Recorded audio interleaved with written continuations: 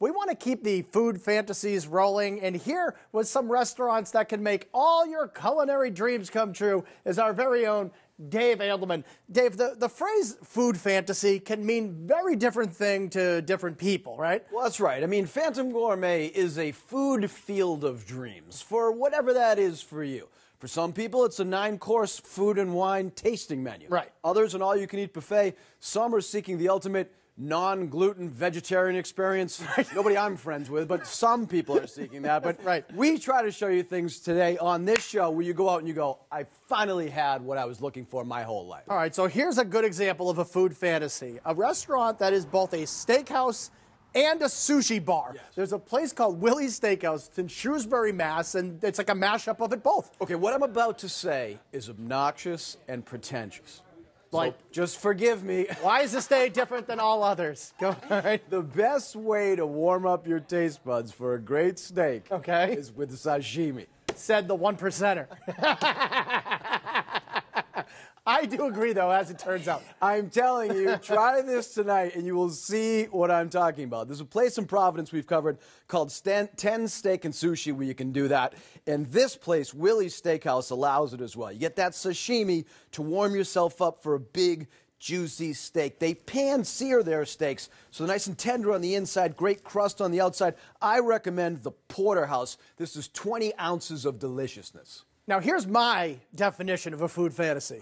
There's an entire restaurant in Manchester, New Hampshire, and the whole place is devoted to nothing but macaroni and cheese. Right. I mean, Mr. Max. Macaroni and cheese just became this super hot thing at restaurants. Right. So finally, these guys have said, you know what, we're not just going to have one choice, two choice. We're going to base our whole menu on mac and cheese. Right. They have 21 varieties of mac and cheese. And this is not like our mom's kind of okay mac and cheese. This is fresh, premium ingredients, meats, cheeses in the skillet, bubbling hot. They have a taco mac and cheese with seasoned ground beef, a pulled pork mac and cheese. I like the Papa's Mac. This is a pizza-inspired mac and cheese layered with mozzarella, Parmesan, garlic, and tons of sliced pepperoni. That looks so good right now. Now, let's continue talking about Italian food.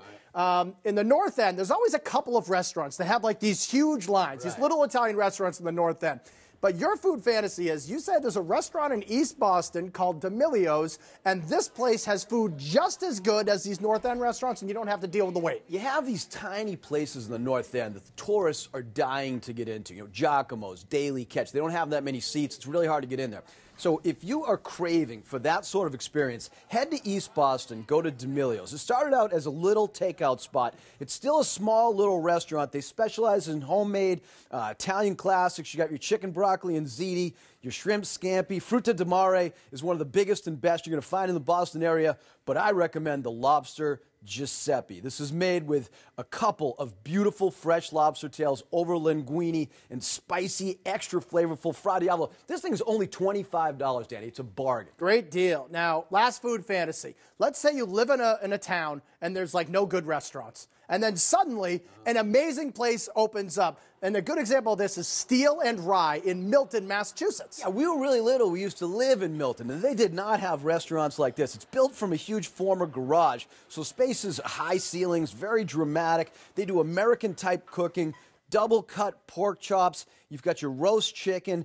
But their burger, Danny, is like a beautiful, perfect burger. I mean, this could make a grown man weep, this thing, all right? It is presented so beautifully, made by hand in a brioche bun they make from scratch. Beef is ground fresh with their own steak sauce, potato chips, and pickles. Oh, I'm getting starving thinking about that burger.